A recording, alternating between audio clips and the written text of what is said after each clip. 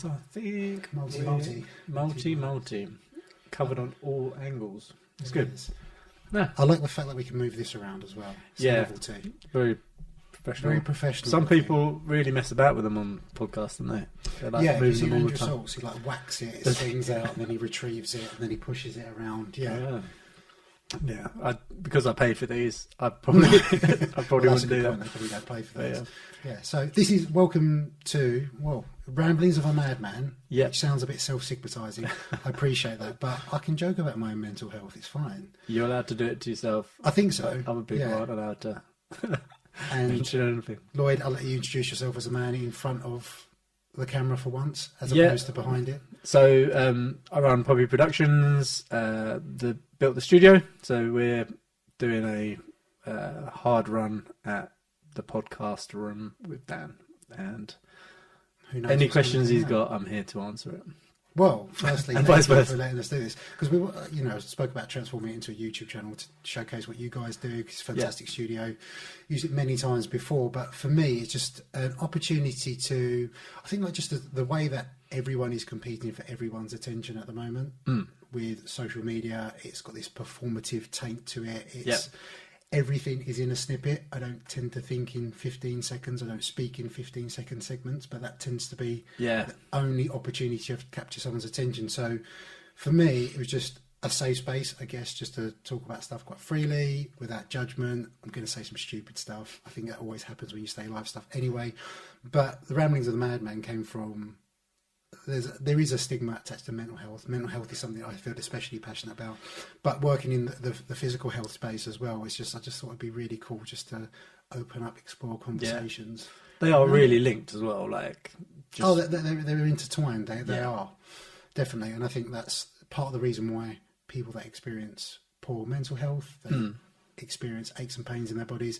There's no physiological explanation for that. People that are injured, then that has a knock-on effect to their mental health sometimes as well. So for me, the health discussion, there is no separating the two, really. Yeah, no, I get that totally.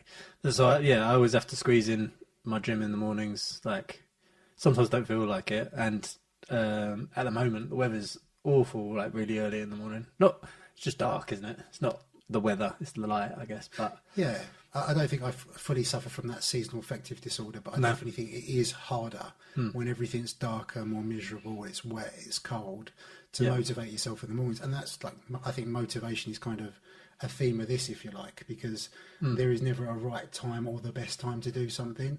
I think I've spoken to you about this many times before, being fully transparent, getting this up and running. I've been procrastinating on making it the right thing, trying to confine it to a box rather than just doing it, letting it organically flow and just see what happens with it. And that will be based on feedback from other people as well, and just see what they like, see what we enjoy doing as well. But it's not confined to the space of health. It's other stuff that crops up. But as you're saying, like, is it David Goggins? I know it's Goggins, but is it David? Yeah. So he's supposed to be one of the most motivated people on the planet, right? And he was saying that some days he wakes up and he's like, nah, I don't want to do this. So I saw a clip yesterday and I was like, well, if he doesn't feel like it some days. I admire that, but that is not sort of any sort of life I would like to live. Yeah. I think he gets up at 4 a.m. every day and goes for a run. I think it is. Yeah. That takes a special kind of creature. And I've read his book. I say I've read his book. I listened to his audiobook. Right. Which was kind of cool. It's the first audiobook I've listened to, actually. Does he read it? Is it him or is it? He has a ghostwriter that narrates it for him. But what's really cool, and unlike any other Audible books I've listened to before, is in between every chapter, it's almost like a podcast. There's a conversation element where he reflects on that chapter, talks about that time of his life where he goes on 100k runs, for example, with fractured shins, or he's basically pissing blood whilst he's running, or he shit himself, and all of these wonderfully amazing things that he's managed to accomplish. But that takes a special creature, and I think if each their own, I think like success is all relative, right? What you deem as successful in life is he's very successful in that, but maybe doesn't want a family, isn't focused on children, doesn't really focus on other business aspects. He is first and foremost and was a Navy SEAL, and he's done incredible things off the back of that with his books and his appearances and everything else that he does now. No, it's like some of the stuff I hear about him is ridiculous. But yeah, I was just thinking that his book might be a bit intense, audio book, if he was reading the whole thing. Just screaming down the audio. Screaming it out. No, but it's, fortunately it's not. And I think that's, everyone has their skill set, and he's obviously... Yeah, the motivation guy. Yeah. Well, I mean, he obviously needed someone else to put those into his own words. Yeah, as well. of course. But with motivation especially, it's, you talk about that, you get up to go to CrossFit in the morning now. It's, motivation is one of those things. It's that bus that may never arrive, when really it's, I think, like discipline gets a bit bastardized when we talk about it from an elitist sense, but it's just really forcing yourself to do the shit that will benefit you longer term. Yeah, sometimes really it's just signing up to the classes and then not cancelling in time, so you have to do it anyway. Like, you just how many get are you getting in a week at the moment? 5 at the moment. Yeah, go. Like, there's been a few bank holidays in there recently, so dropped that one, and I woke up late for one, so I have dropped a couple in. How do you feel when you miss one? Bit annoyed, and they're starting, rightfully I think, to put in a charge if you miss it, because they've got like 8 to 10 spots, and then if there's waiting lists, then it's not fair. If, like, even if it's an accident and it's the only time you ever do it, there should be like a penalty.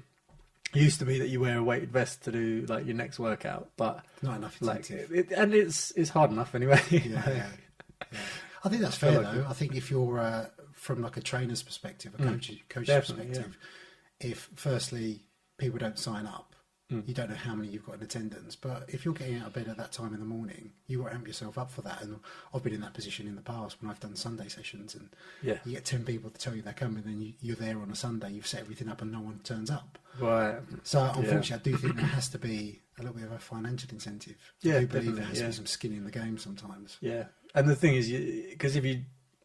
Financial's fine, but the thing is, any sort of like punishment incentives can put people off. So it's risky, but I think it's right. Like, just maybe because I know it would work on me, or it would, like, it would just give me that extra little bit of, and obviously it's paying back as well. So that, like, maybe they can, out of all the pot for the week, they can have an extra class at another time that people can go to.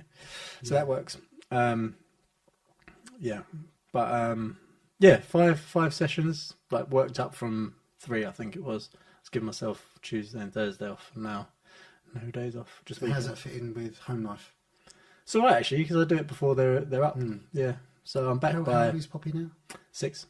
Oh yeah, same age as Mila. Yeah. I remember. Yeah. So they go from, well, Mila's definitely the last couple of years. She's gone from like squidgy faced, cute toddler. To person that reads to me, has full-blown conversations with me, that corrects me for dropping my T's out of my language and all sorts. It's really weird. Yeah, they go from... Do you ever get that moment when they switch to like an adult conversation a bit, and like they'll just be talking like generally, and then they'll just be like, I think it's because of, and they just like zone out, kind of. It's quite nice. Like, or you think, where the hell did they pick that up? Yeah. It definitely wasn't from us. Yeah. And she like sings songs. I'm just like, where do you know that from?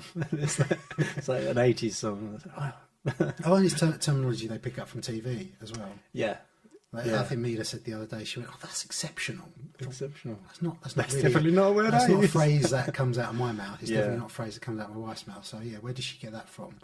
But they're incredibly receptive, and I think from a health perspective as well, and from a mental health perspective, I'd want her to be able to talk to me about anything, but also how we tend to look after ourselves, because they are so susceptible to picking all of our habits up, the good and the bad, when they're that age.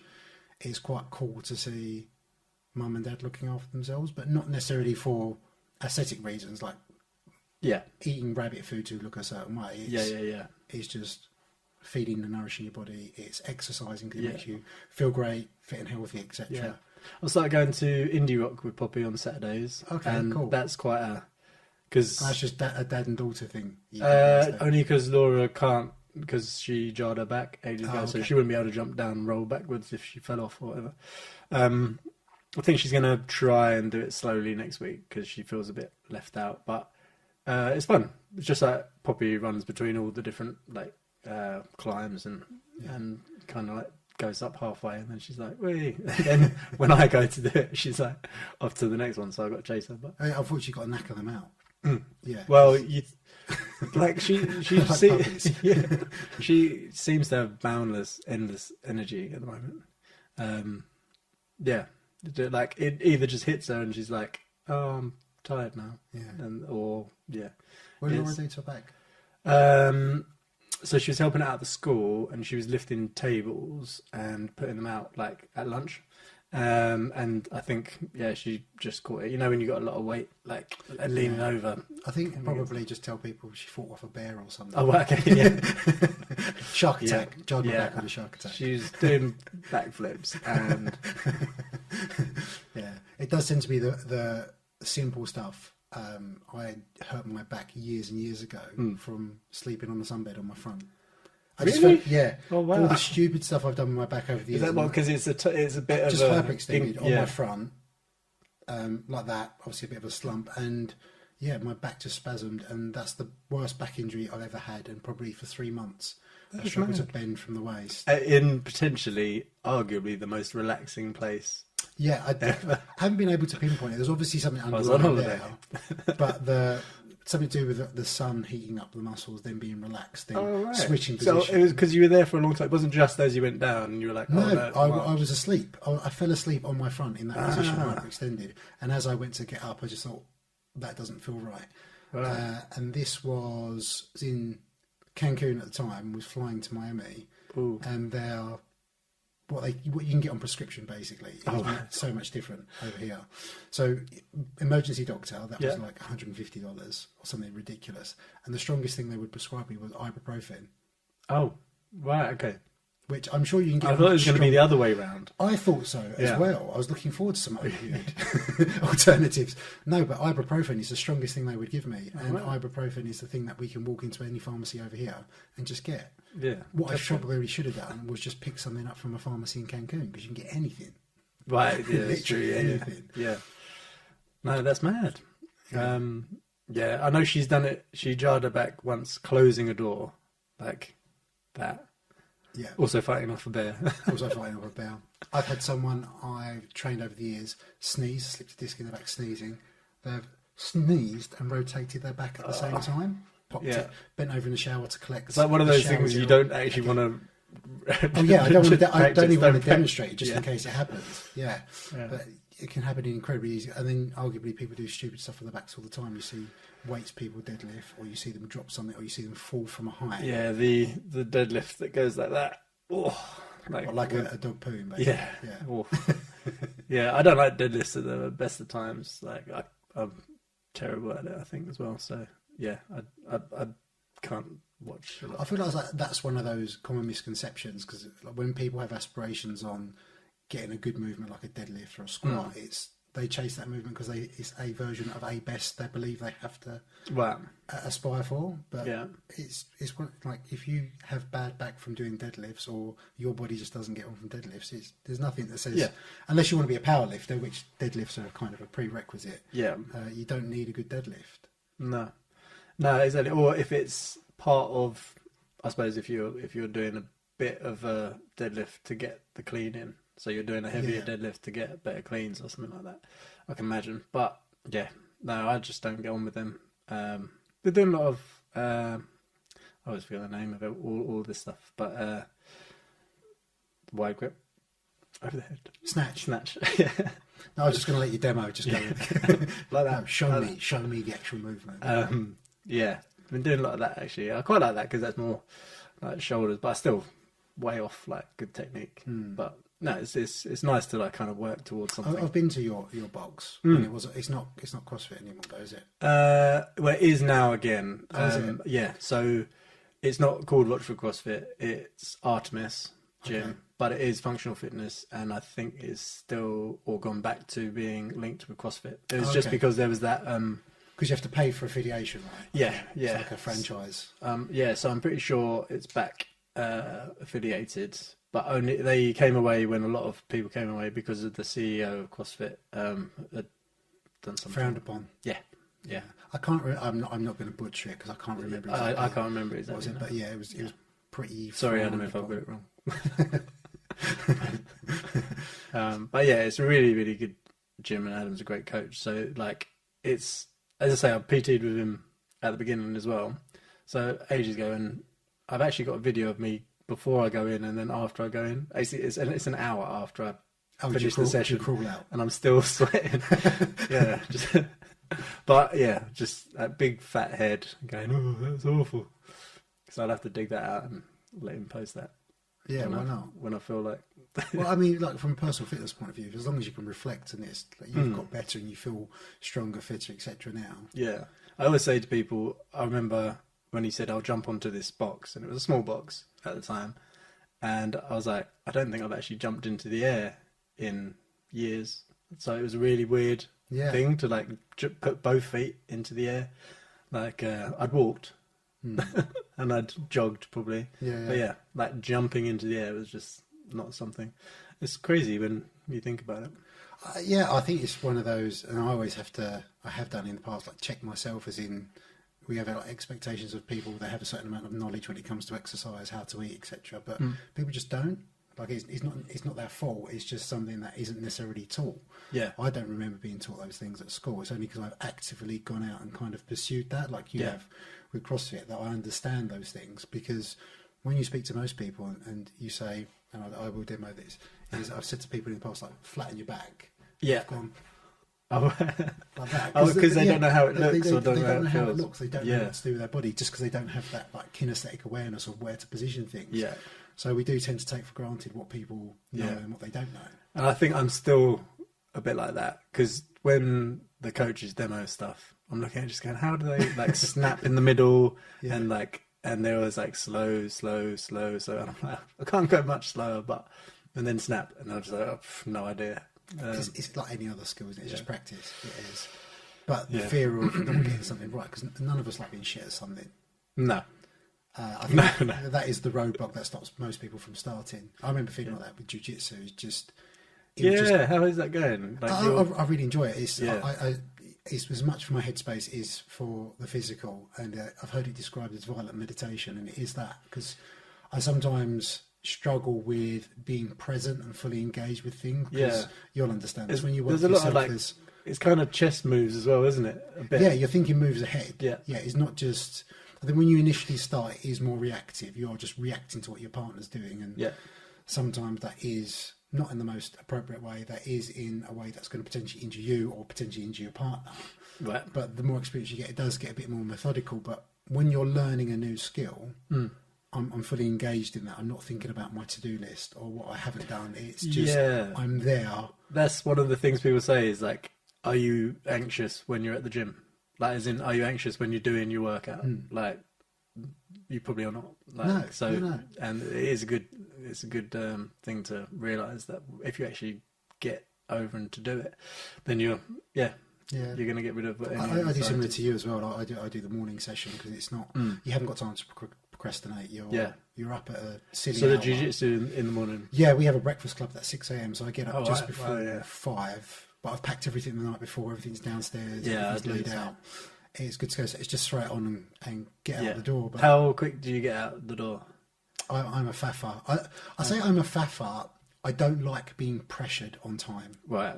So what should take me 20 minutes, I give myself 40 minutes for. Okay. Because I don't like being rushed before that's just me. I'm weird. Yeah, but you have everything prepped in the morning. Yeah, like my bag's packed, stuff's downstairs. And then how long to get to the club? 25 minutes, half an hour. That's a little way. Where is it? It's Rayleigh. Oh, right, okay. Rayleigh. So on a good run, 127 is so unpredictable. Yeah. Which is why really, again, the morning sessions work for me, not only just from a procrastination is travel time. It's going to take me a maximum of half hour to get there, hour training session and same back, whereas I've done that before in the day. And it's taken me 50 minutes to get there. I've been late for the session. I've ended up training at the gym down the road just not to waste the journey. Wow. And it's taken me 45 minutes to get home. So what's normally max of a 2-hour round trip turns into 3 in the day. That does kind of make a difference for work. Whereabouts is the club? Is it the Weir? It's by base jump. Okay. It's not at base jump. It's by base jump. It's a bit further down around that bend. I know that area, yeah. Brook Road. Is it? Brook Road? Industrial estate? Yeah, that's the main road that goes all the way to the end. But it's the same crowd. It's the level of like everyone's come up at the same time. So good. Yeah. Not that Because I'm on BJJ Talk on TikTok. I don't know why. It must be just because I paused and you was watched like, a couple of that's videos. interesting. Yeah. Yeah, but so Come now. no, well, that's the thing. First of all, it doesn't take much for me to just be the sweatiest man alive. That's part and parcel. And second, so I couldn't put other people through that, especially like going on top of them. And then second of all, I wouldn't want to be shit for too long. But, I mean, but the only way you're not shit for too long is if you keep going. Do it, And to keep thing, watching TikTok. Don't worry, I'm one of those people. Anything above walking pace, I'm sweating. Yeah, but that's it's efficient. It is efficient. It's your body regulating its temperature. That's what it does. Yeah. But it is I don't. Should I say that? Intimate. It does get intimate. Yeah. You have to just get over that bit. You do, because you are bumping uglies to a certain degree. And there's no and there's no way to like progress if you can't do it on Zoom. No, to make it sound a bit weirder, you're essentially whatever floats your boat is you're exchanging body fluids with other men and sometimes women at that time in the morning. Yeah. Yeah. Get it where you can. Yeah.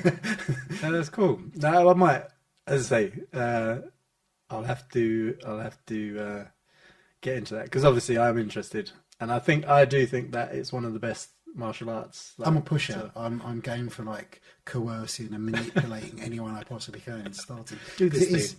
It is for me. It's been life changing, and I find like it's been a real sanctuary as well. Yeah. So when you were saying about the booking classes, so for example, after lockdown, I would still go down to the club. We had separate areas when you couldn't, obviously exchange bodily fluids. But then it became, because you would almost, it wasn't really planned, but we'd created kind of training bubbles to work with. Right. So everyone was on an understanding like most people would regularly check. Anyone had a sniffle or anyone felt a bit under the weather, they'd stay at home. So you're really reliant on 2 or 3 people to look after themselves, because there's a huge element of trust that goes into that. But also, if you don't show up, you're potentially letting them down. Yeah. So I got into the habit of, not something that anyone told me directly, but I was almost letting my training buddy down by not being there, which I think for me just added another layer of accountability. Yeah. So if I don't go, I'm not letting myself down, I'm potentially letting someone else down as well, because if none of our other training partners turn and if up, you know that you're pretty much the only weight that's like even like to that person, you're like, well, if I don't go, then they've got no one to roll with or whatever. Yeah, exactly. And I think just from an accountability point of view, but it's like just on a human connection point of view, seeing the same familiar faces when you couldn't see that many people, or people didn't have the time to. Yeah. I'm sure you know what it's like working for yourself as well as. Yeah. There's always stuff to do. There's always a reason to say, no, I can't meet up, or I can't do something. So something that's a hobby, which is great for you, great for your headspace as well, but always got that human connection element as well. Yeah. I think it's really important. Definitely.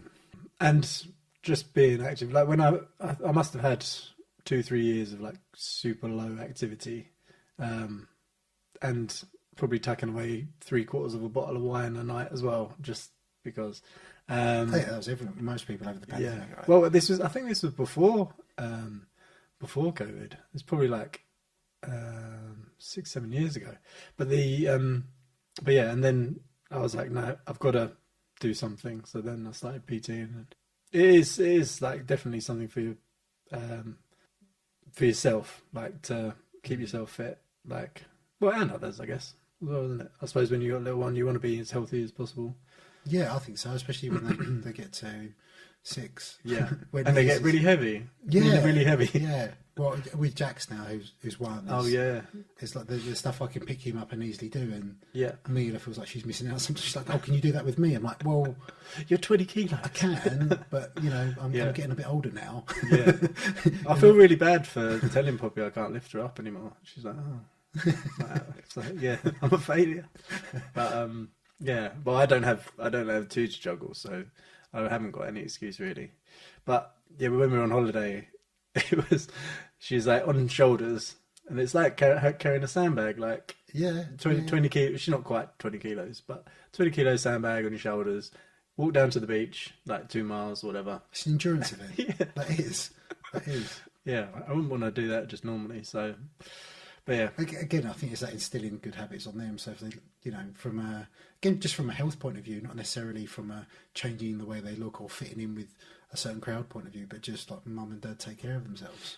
yeah, From a nourishing their body with good foods and physical activities. Just I think that's the one thing I think is discounted with physical activities. So many people I've met over the years, that is their sole means of just changing their body. They only invest in exercise because they want to change how they look. But right, yeah. when But you there's look nothing at else. risk, like mortality risk, if you look at things like cardiovascular disease risk, you look at type 2 diabetes risk, you look at all these other ills that we experience later in life, is whatever physical activity you want to do, whether it's Zumba, skipping, swimming, whatever it is, like that mitigates quite a lot. You can't prevent all that stuff, obviously. There's stuff No, of course, yeah. Genetic or unlucky, just out of our hands, unfortunately, and that is it. Just there is some unfairness associated with some people, is they can do all the like seemingly right things, and unfortunately experience the worst, which is kind of why I've got a bit of a problem with this whole food is medicine rhetoric. Oh, okay, yeah, because it almost implies like there's blame there. So if you get sick, that's because you haven't been looking after yourself. Yeah, that's because you. There's no end to nutrition, though. That's the thing I found, is that you can do everything, and you can balance it out pretty well, but there's always some other, so there's like another herb or whatever that you can add into your diet to boost something else, like another supplement or something like that. So yeah. But I guess that's like everyone chasing that 1%, that potentially like 10% of the outliers employ. So you see people on Instagram and they're jacked and shredded all year round, and it's like, and they say it's because of unicorn horn shaving or something like random. And really, like for most people, it is drinking a bit more water, getting to bed a bit earlier, like come off your phone before you go to bed, eating a few more fruits and vegetables, and that's for most people that will solve quite a lot. Eat fewer confectionery goods, fewer refined goods, and all those kind of things. But not that any of that's inherently wrong, but I think we're always looking for that one up, that pill, that magic answer. Like fitness professionals are the gatekeepers to the secrets. Yeah, and a lot of the secrets they are gatekeepers, so they don't want to talk about. So there's an element of transparency there. Yeah, that's the thing. I was talking to Haroon actually the other day. We were just going over like there's some big old people that you see, and like everyone seems to be claiming this or that, and some people are like really truthful about what they do and stuff like that, especially like on TikTok and social media now. There seems to be like a whole thing about exposing others and making sure you're telling the truth, like the Liver King guy or whatever. Obviously it makes a lot of sense for him to say that he's natural, but look at the size of him. I think there's just having a realistic outlook on things, and my feelings are mixed about it, because I do feel like it's a catch-22. It's like we almost demand more transparency of people, but then when they're too truthful, I think that's potentially dangerous as well. So part of that culture you're saying, like TikTok and Instagram, is there are people that are transparent, which I think is good. That's helpful for people to know in terms of like what's realistic, but also they're divulging too much. So when they're sharing dosages and compounds and what they take in a day, I think that whether the intent is there and whether they are clear and explicit, this is not what I'm recommended, there are people that are out there that will try that. Yeah. Because they still think, no matter how much they caveat that with, if you take these dosages of these substances, you will not look like me. No, exactly. Someone out there who's a young, impressionable kid is going to go out there and try it. Yeah. So, each their own. There's no judgment on anyone. But I think if you're using, the problem I have is if you're using your body to sell something under the guise of being natural, like the Liver King, like Mike O'Hearn used to be the American Titan. I mean, he's been challenged over many, many years. I do get it from a brand sponsorship point of view. We look at Dwayne "The Rock" Johnson. Do we want our superheroes to be less jacked? I don't think so. So are we enablers? Are we part of that? Probably. Yeah. But Chris Hemsworth in... that was the other person that they always mention in the Rock and Chris. Be totally truthful. I think if someone pitched a movie idea that I knew thousands of people would see, my training was covered, my nutrition was covered, I'd have the correct upkeep in terms of a medical doctor, that I probably would. Yeah. Being entirely truthful. but I know certain brands are associated with that, so they can't be too much. The problem I have a little bit, and I say the problem, I just think it's a bit of an issue with like Chris Hemsworth, for example, is he also has a fitness app. Right, okay. Which he does HIIT workouts, he does band workouts, and it almost... So the underlying message are, if you do these workouts, if you buy my app, you can look like me. Yeah. Doesn't The Rock have one as well? Does he? Possibly. I know there was a Get Up with The Rock thing. Possibly. Yeah. Is it Marky Mark as well has one? Or Get Up? Yeah, it has his own line of supplements, and the Liver King has a loan. You know, with that, they are using themselves to position themselves in a certain way to not directly suggest, but the underlying message is, if you take these things, if you do what I do, then you can look just like me, and that's the dishonest part. I suppose it's the male version of... Is it the male version of makeup? Potentially. Or male version of plastic surgery?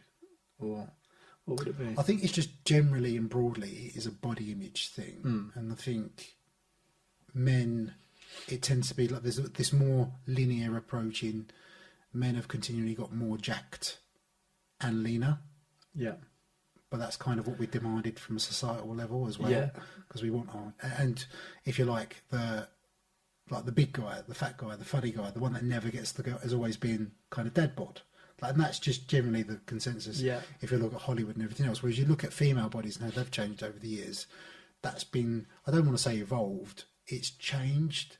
You look at 90s like Kate Moss, size 0 to Kardashian, more voluptuous, curvy. Yeah. And again, there's an element of transparency there, right? So BBLs, for example. Yeah. I was going to say that. Yeah. So setting a program in which like this builds your glutes, or by the way, do you know what else I do? You know, another. I think I'm giving them too much airtime. Not that it really matters. The Kardashian thing, like I forget the youngest sister's name. The one that is a billionaire, who's apparently self-made. Chloe? No, that's the one. The one that has the makeup range. The one that sells a certain lipstick, which gives her. She's not the youngest. Is she the one above? No, she is the youngest, isn't she?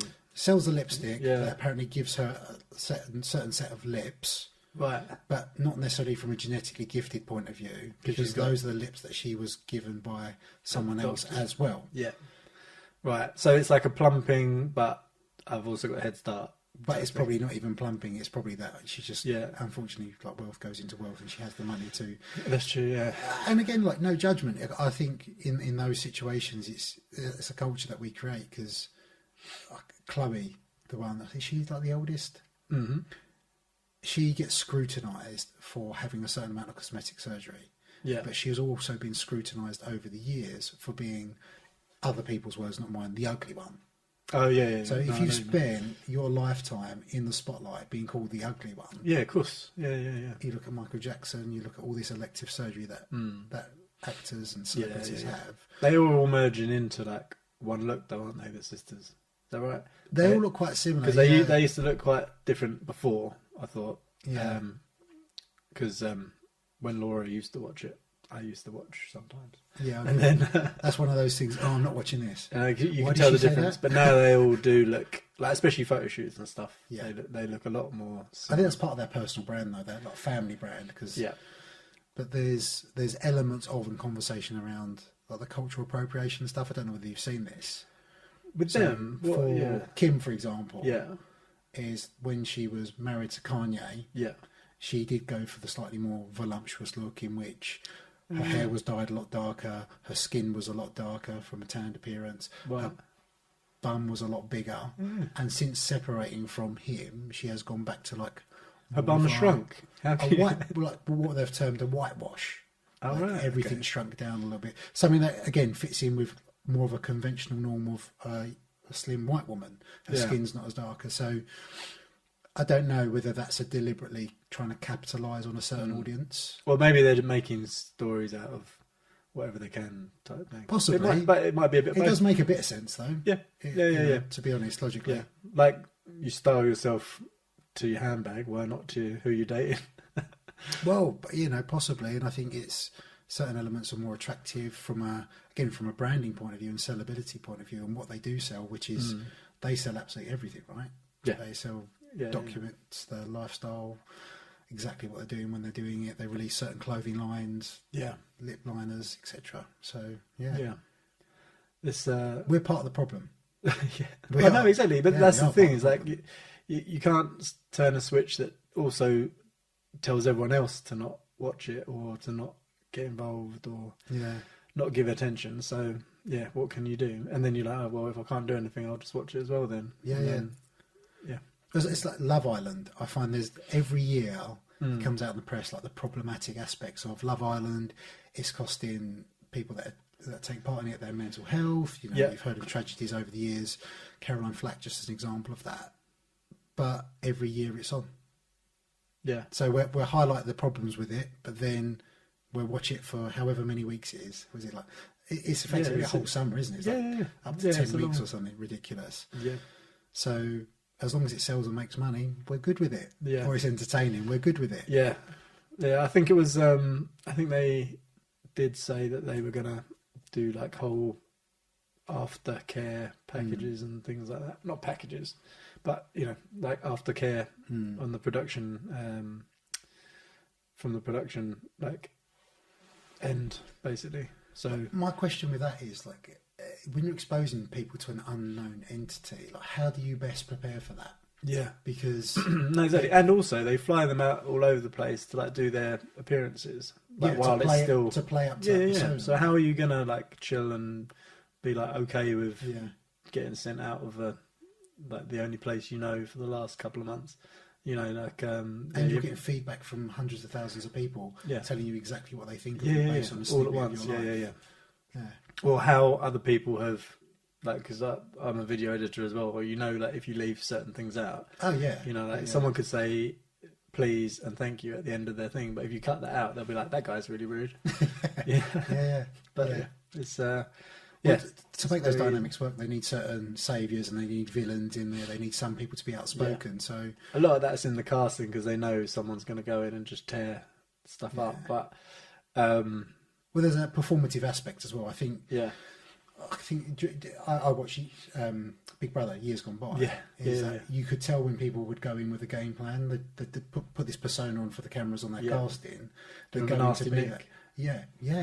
He was the first, wasn't he? The first. The game plan was like, and then get it exposed. Yeah, that was crazy. Like, but that was still an unknown, really, back then. What was that? That was only on for a few series. Yeah, I think he was in like the second one or something like that. Yeah, because they're bringing it back next year. Saw that. Yeah. And I say all this, and I'll probably watch it. But they're bringing back the normal one because they have done Celebrity Big Brother, haven't they? Like but they're doing like normal.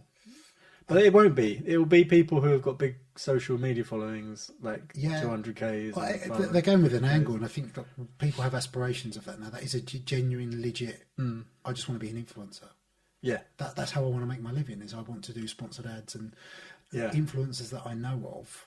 When you're getting paid 20 grand to do 2 grid posts, and just do this, do this, pop up an ad and get paid for it. I do see the attraction of it. It's not necessarily something. I think I want my kids to go for. But then, would you be concerned about it being short-lived, like, or would you think, well, if I get too old for that, then I'll just do. You know, like I'll talk about my home or whatever. I'll go on to like home from an influence point. Yeah, so like if you're no longer I suppose your fans grow up with you, don't they? So like maybe if you start off in fashion, then you're talking about like homeware. Like you have a kid, you talk about like baby wear and stuff like that. It's so diverse for so many people because I'm speaking from a health and fitness point of view. Is there are people in my industry, they do toothpaste, they do vibrators, they do, you know, it's not just health and fitness based stuff. Vibrating toothbrushes. Well, I mean, I'm sure there is some out there. There might even be toothpaste that you put on your genitals. I don't know. Who knows? But they will just sponsor. I think because there is that realisation that is a finite amount of time that you have to do that. Because again, it's part of that's based on your appearance, right? Of course. Happy, healthy, attractive people are better positioned to sell beauty products. Yeah.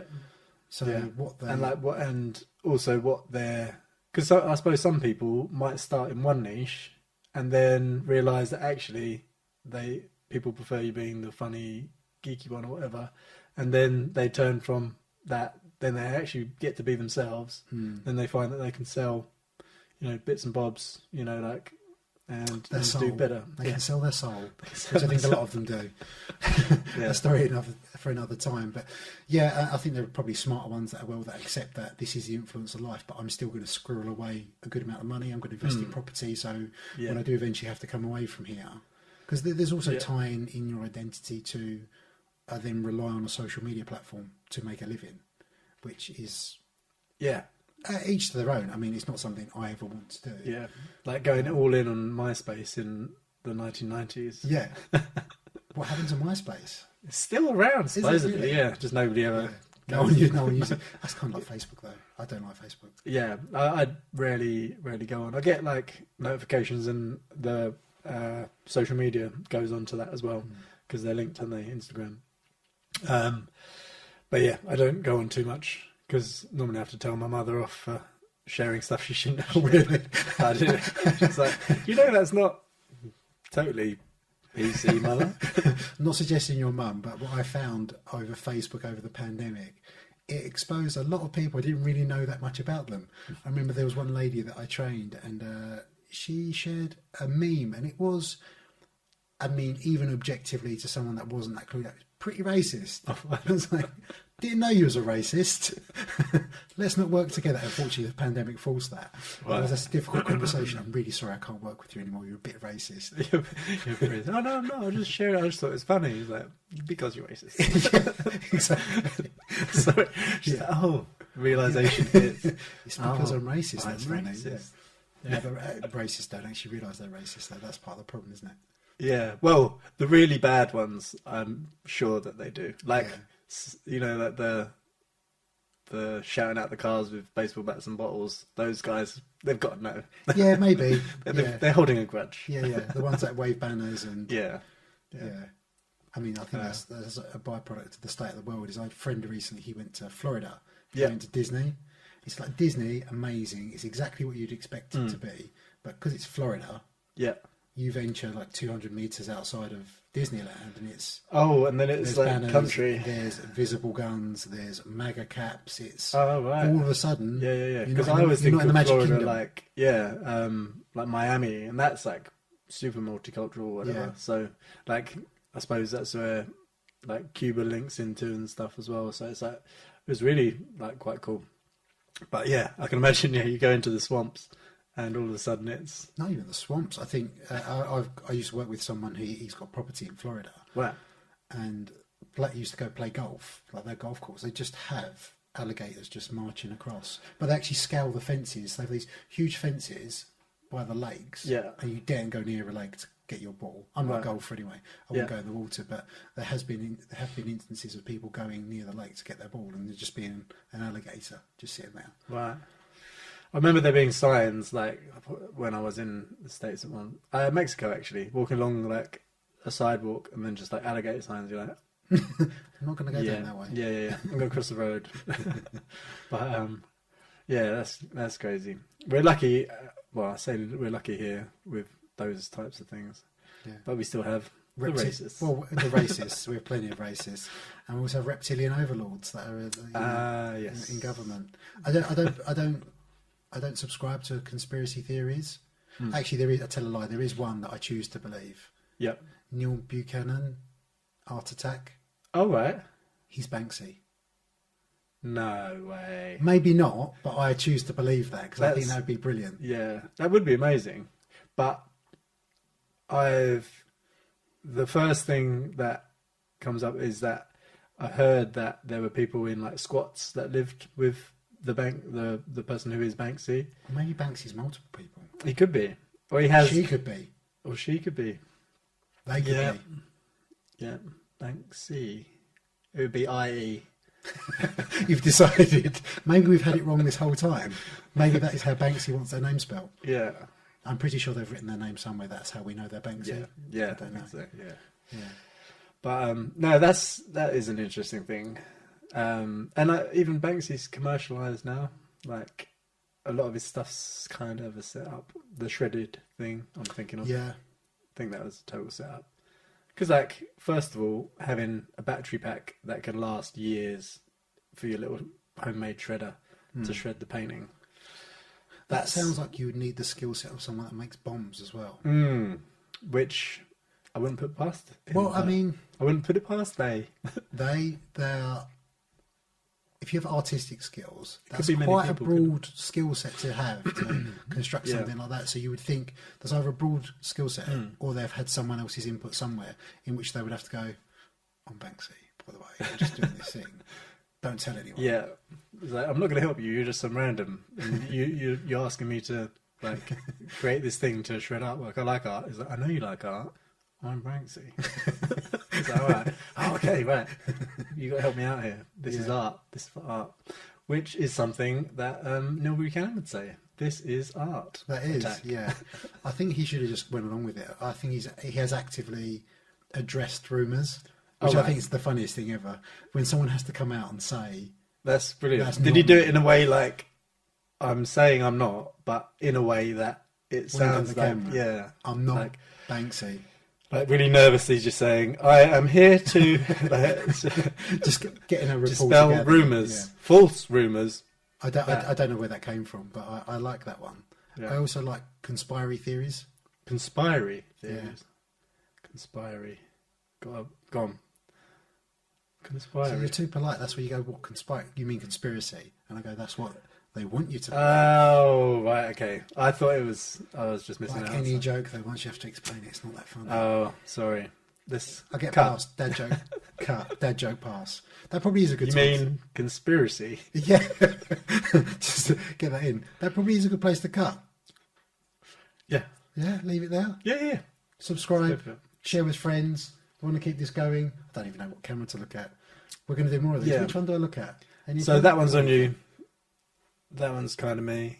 And middle one's both. So obviously if you're listening to this, you won't see me looking at different cameras anyway. But if you're watching this, please do share it on the YouTube channels and other YouTube users and subscribe rate. Obviously if you've got anything hideous to say or negative, keep that shit to yourself. No one wants your negativity. Until next time. Yeah. We're trying here. The first one might be the best one. And succeeding, perhaps? We'll do both. And failing. And succeeding. There you go. Edit those in. Edit those. So we've got options. But not for the podcast, because they've just got the whole lot in one go.